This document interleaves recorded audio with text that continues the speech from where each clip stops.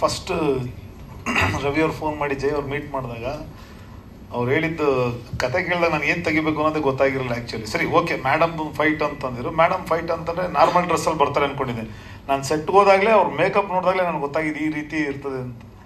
But ಏನಂತಂದರೆ ನಾನು lady ಆ್ಯಕ್ಷನ್ನ choreograph ಮಾಡಿರೋದು ಇದು ಎರಡನೇದು. ಒಂದು ಮಾಲಾಶ್ರೀ ಮ್ಯಾಮ್ದು ಒಂದು ಸರಿ ಮಾಡಿದ್ದೆ, ಅದು ಬಿಟ್ಟರೆ ನೆಕ್ಸ್ಟ್ ರಾಧಿಕಾ ಅವ್ರದ್ದು ಮಾಡಿದ್ದು. ಬಟ್ ನನಗೊಂದು ಚಾಲೆಂಜಿಂಗ್ ಆಗಿತ್ತು, ಯಾಕಂದರೆ ಕಥೆಯಲ್ಲಿ ಅವ್ರ ಕ್ಯಾರೆಕ್ಟ್ರು ಮತ್ತು ಆ ಕ್ಯಾರೆಕ್ಟ್ರಿಗೆ ಸಂಬಂಧಪಟ್ಟಂಗೆ ಒಂದು ಕೊರಿಯೋಗ್ರಾಫ್ ಮಾಡೋದು ಒಂದು ದೊಡ್ಡ ಚಾಲೆಂಜ್ ಆಗಿತ್ತು. ಬಟ್ ಅವ್ರು ನಿಜವಾಗ್ಲೂ ಹೇಳ್ಬೇಕಂತಂದರೆ ಯಾವುದ್ರಲ್ಲೂ ಅವ್ರನ್ನ ಹೆಂಗೆ ಹೇಳೋದಂತ ನನಗೆ ಗೊತ್ತಿಲ್ಲ, ಯಾವುದ್ರಲ್ಲೂ ಅವರು ಇಲ್ಲ ಅನ್ನೋ ಒಂದು ಪದ ಅವ್ರ ಹತ್ರ ಇಲ್ಲ ರಾಧಿಕಾ ಮ್ಯಾಮ್ ಹತ್ರ. ಅಂದರೆ ಅವ್ರದ್ದು ಡ್ಯಾನ್ಸು ನೀವು ನೋಡಿದಿರಿ, ಫೈಟ್ಸು ನೀವು ನೋಡಿದಿರಿ. ಇವಾಗ ಫೈಟ್ಸು ನೋಡಾಗೋಯ್ತು ಆ್ಯಕ್ಚುಲಿ ಹೇಳ್ಬೇಕಂದ್ರೆ, ನೀವು ನೋಡೋ ಗೊತ್ತಾಗುತ್ತೆ.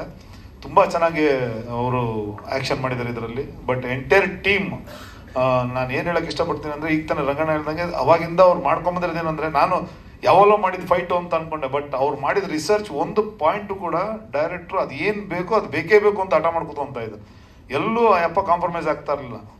ಬಟ್ ಅದಕ್ಕೆ ತಕ್ಕನಾಗೆ ರವಿ ಅವ್ರೂ ಅವ್ರಿಗೆ ಸಹಕಾರ ಕೊಟ್ಟು ಒಂದು ಅದ್ಭುತವಾದಂಥ ಒಂದು ಚಿತ್ರ ಇದು ಮಾಡಿದ್ದೀವಿ. ನಿಮ್ಮೆಲ್ಲ ಸಹಕಾರ ಆಶೀರ್ವಾದ ಈ ಸಿನಿಮಾ ಮೇಲೆ ಇರಬೇಕು ಅಂತ ಕೇಳ್ಕೊತೀನಿ. ಬಟ್ ರಮೇಶ್ ಸರ್ ಇದ್ದಾರೆ, ರಮೇಶ್ ಸರ್ ಜೊತೆ ನಾನು ಮಾಡೋಕ್ಕಾಗಲಿಲ್ಲ ಇದರಲ್ಲಿ.